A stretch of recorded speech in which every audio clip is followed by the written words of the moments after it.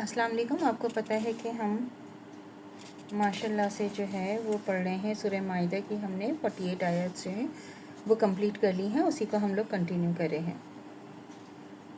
ہم تاکید کرتے ہیں کہ تم ان میں اس کے مطابق فیصلہ کرو جو تم پر نازل کیا ہے، اور ان کی خواہشات کی پیروی نہ کرو اور ان سے بچے رہو، وہ تم کو گمراہ نہ کر دیں بعض باتوں میں جو اللہ نے تم پر نازل کی ہیں۔ پھر اگر وہ نہ مانے تو جان لو کہ اللہ چاہتا ہے کہ ان کے گناہوں کے سبب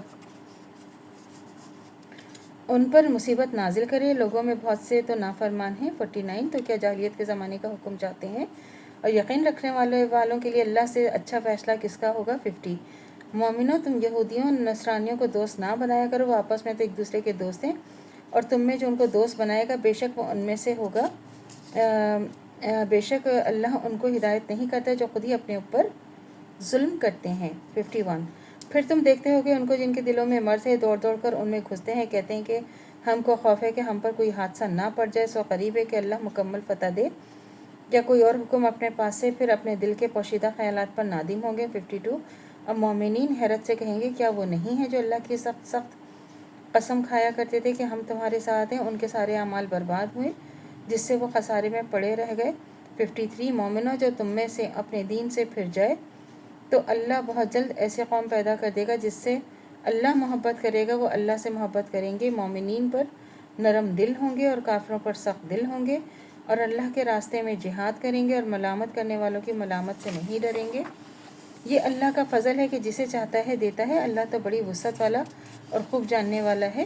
54 تمہارے دوست تو اللہ اور اس کا رسول ایمان والے لوگ ہیں جو نماز پڑھتے ہیں، زکوٰۃ دیتے ہیں، اللہ ہی کے آگے جھکتے ہیں، اور جو اللہ اس کے رسول و مومنین سے دوستی کرے گا تو اللہ کی جماعت ہی غلبہ پانے والی ہوگی۔ 56 مومنوں، تم اپنا دوست نہ بنانا ان اہل کتاب کو جو تمہارے دین کو ہنسی اور کھیل بناتے ہیں، اور نہ کافروں کو، اللہ سے ڈرتے رہو اگر تم ایمان والے ہو۔ 57 اور جب تم نماز کے لیے اعلان کرتے ہو تو وہ اس کو ہنسی اور کھیل بناتے ہیں، اور اس کے سبب یہ ہے کہ وہ عقل نہیں رکھتے۔ آپ کہہ دیجئے کہ تم ہم میں کون سی بات معیوب پاتے ہو، بجز اس کے کہ ہم اللہ پر ایمان لائے ہیں اور اس کتاب پر جو ہمارے پاس آئی ہے، اور اس پر بھی جو پہلے آ چکی ہے، باوجود اس کے کہ تم میں اکثر نافرمان اور باغی ہیں۔ 59 آپ کہہ دیجئے کہ کیا میں تم کو بتا دوں کہ اللہ کے ہاں اس سے بھی زیادہ بری جزا پانے والے لوگ کون ہیں؟